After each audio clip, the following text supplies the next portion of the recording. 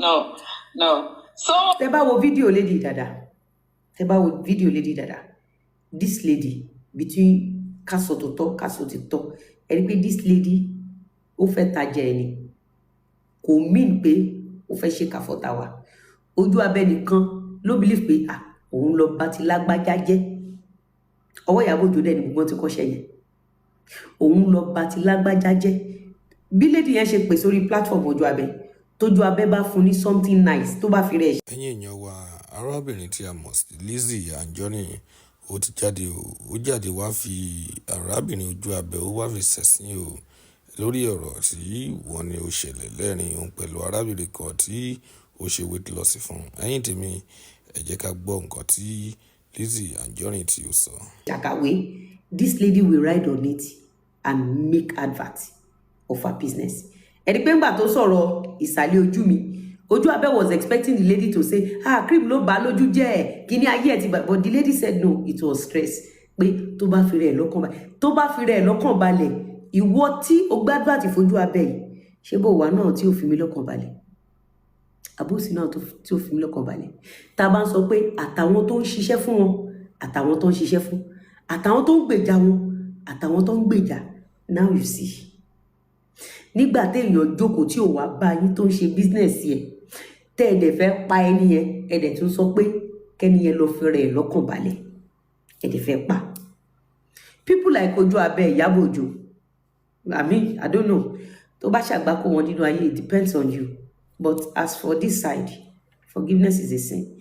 And every day, tó bá jí tó bá ń rí wọn, nínú àsùnwọ̀n tó tẹ̀ ti lè gbé kíní wá tó ti ṣe kọ̀dímú náà, tó ti ṣe gbogbo ẹ̀. Then the day she did this video, mi ò ṣe méní mi ṣe méjì, èmi náà mọ̀rọ̀ wọn tàwọn àgbàlagbà lọ.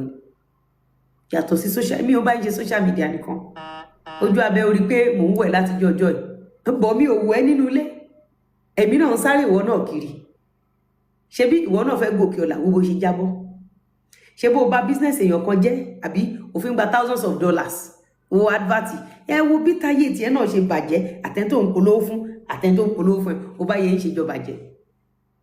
Ẹ máa gbọ́ lọ, ẹ máa gbọ́.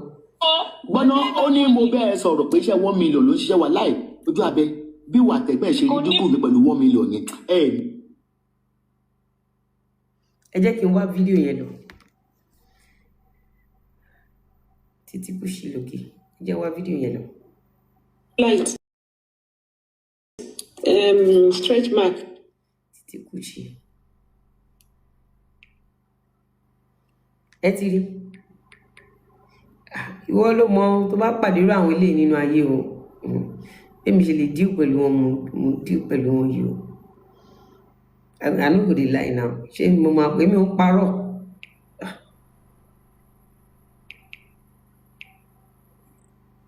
Èmi ò ń parọ́. Bá ṣe lè deal pẹ̀lú, there is no how we can deal with them better. This is how we can deal with them.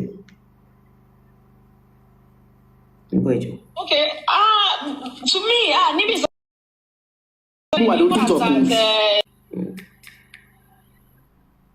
bá ṣe lè deal pẹ̀lú wọn ni.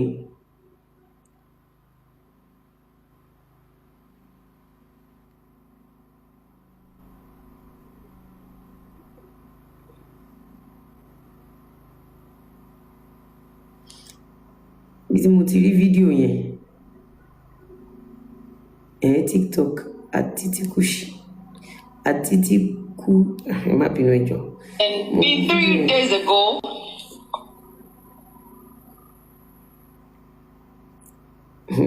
Nǹkan.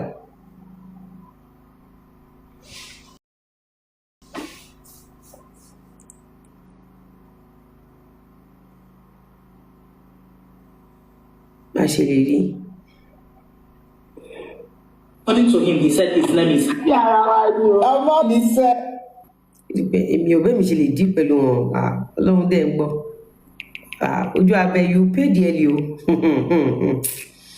Ìwọ kẹ́ ó ṣẹ̀ṣẹ̀ bẹ̀rẹ̀ fídíò yẹn ò ṣe ni. Mi rí fídíò yẹn mọ́. A rí fídíò yẹn. A ní ẹ bá mi túbà.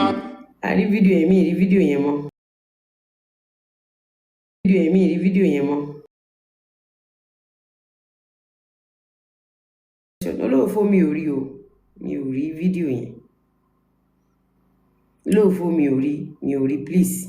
Tẹ́ bá ní ẹ bá wa tún gé ẹ jọ̀ọ́. Fídíò yìí wà very important, very very important, very important.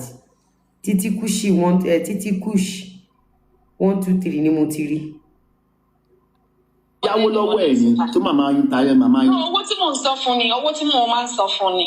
So mo wá send owó yẹn fún. In fact, she wanted me to pay for May. Mo wá ní no, May ò tí tán. And I paid those money. So in fact, and immediately I was surprised because 1,500 ni owó yẹn. So they join in TikTok pẹ̀lú sparkling weight loss. Send the request for TikTok. Send the request because you need to clarify yourself. Though they cannot embarrass you. What you like the see court ní kò jù bẹ́ẹ̀ lọ. Okay, one way. No. So. Gbọ́nà ó ní mo bẹ́ẹ̀ sọ̀rọ̀ pé iṣẹ́ 1 million ló ń ṣiṣẹ́ wà láì ojú abẹ bí wà tẹ̀gbẹ́ ṣe ní dínkù mi pẹ̀lú 1 million yẹn. Kí ni yẹn kò pọ̀.